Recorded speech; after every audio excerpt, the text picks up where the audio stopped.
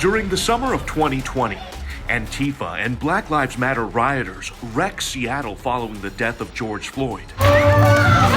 And when police tried to control the chaos, some of the protesters claimed they suffered severe injuries and sued the city. I can stand up on my fucking own. And now City Attorney Ann Davison is settling for $10 million. She sent out a statement that reads in part, "The case has been a significant drain on the time and resources and would have continued to be so through an estimated 3-month trial that was scheduled to begin in May."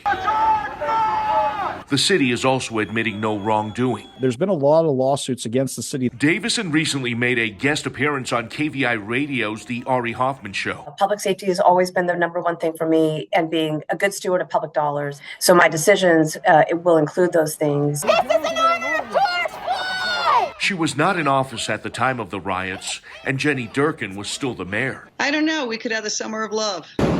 Hoffman says he understands Davison's rationale, but also says this sets a bad precedent. So now all this does is incentivizes more of these people to do it more often. Riot, get a check from Seattle taxpayers. With Seattle facing a nearly $250 million budget deficit, I also asked current Mayor Bruce Harrell about the settlement. Some critics are saying rioters are now being paid by the city of Seattle to cause destruction. I hope not, because while we respect First Amendment rights to speech and assembly, we have zero tolerance for property destruction.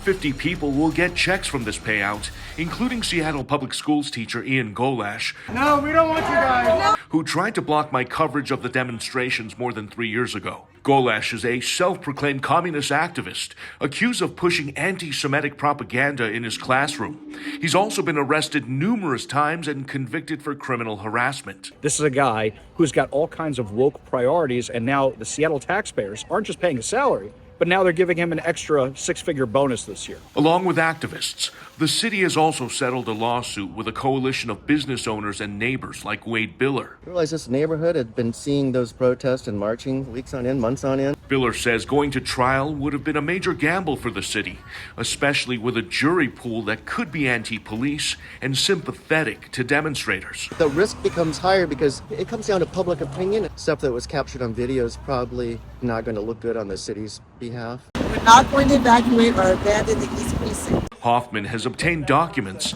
showing the city is budgeting almost $5 million more to defend itself or settle other protest-related lawsuits from the summer of 2020. All you're doing is wrapping up a wound, you're not treating it.